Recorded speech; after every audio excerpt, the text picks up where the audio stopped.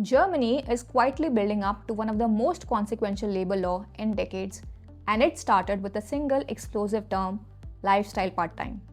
Chancellor Merz has been explicit that Germany cannot maintain the prosperity with what he called an exaggerated work-life balance.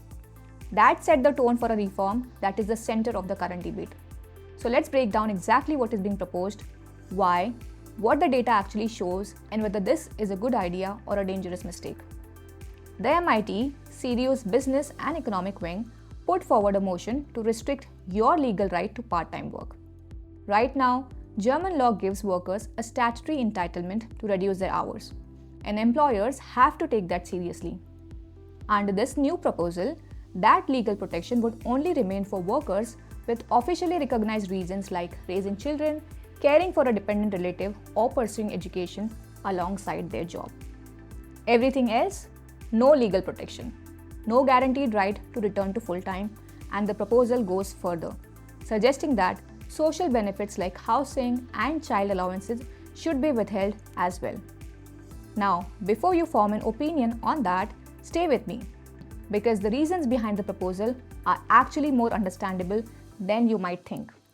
Here is a number that will put this whole debate in context: 30.6%. That is the share of all workers in Germany who were part-time in 2024, the highest ever recorded. And among women, nearly half. The MIT makes three arguments. First, that record part-time rate of 30.6% is leaving the economy with fewer full-time workers at exactly the moment Germany needs more of them. Second, Germany is facing a serious and worsening skilled labor shortage. Businesses across the country are struggling to find enough workers, and the argument is that high part-time rates are making that problem worse. And third, the belief that a significant chunk of this part-time work is genuinely voluntary. That people are choosing reduced hours not out of necessity, but out of preference, and that the legal system should stop automatically protecting that choice. Those are not invented concerns. Germany's labor shortage is real. The pressure on the economy is real. But whether this proposal actually solves those problems, that is a completely different question. Now here is where the debate gets more interesting, because the data on why people actually work part-time tells a more complex story. Among Germany's 13.1 million part-time workers in 2024, the largest group, 27.9%, said they work part-time because they prefer to. So personal choice is the most common reason that MIT points to. But right behind it, 23.5% cited caregiving, looking after children, elderly relatives, or people with disabilities. And the gender gap here is stark. 28.8% of women in part-time work cited caregiving as a primary reason. Among men doing the same, just 6.8%. Other reasons include education and training at 11.6%, personal health conditions at 4.9%, and various other family circumstances at 27.4%. So the majority of part-time workers are not frustrated full-timers.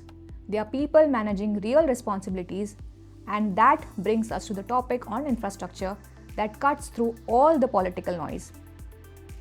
Germany is short more than 380,000 daycare places. And when you see what that gap looks like compared to other European countries, the whole framing of this debate changes completely. Among mothers with children in Germany, 66% work part-time. In France, that figure is 28%. In Sweden, it is 23%. The difference is not attitude or culture. France and Sweden have comprehensive national childcare systems. Germany does not, at least not everywhere. The shortage is particularly acute in Western Germany. And look at this gap. Women with children in Germany have a part-time rate 35 percentage points higher than women without children. Across the EU as a whole, that same gap is only 13 percentage points. That tells you that structural barriers, not personal preference, are driving a very large share of German women's part-time employment. Now here is the employer angle that changes the picture even further. According to data from Indeed, 26.8% of all job postings in Germany now advertise part-time roles. That is up 68.7% since 2020. Meanwhile, job seeker interest in part-time work has stayed flat. It is not worker demanding part-time that is driving the rise, it is employers, particularly in care, social work, and education, creating part-time positions because that is the only way they can attract workers. Restricting part-time rights could therefore reduce Germany's overall labor supply, the exact opposite of the intended effect. And history actually proves this. When Germany introduced the law to part-time work back in 2001, more people entered employment. And lastly, this is the contradiction nobody wants to talk about. This reform is being pushed as a solution to Germany's labor shortage. But in January this year, Germany's unemployment crossed 3.08 million, a 12-year high with the rate rising to 6.6%. So Germany simultaneously has a labor shortage and 3 million unemployed.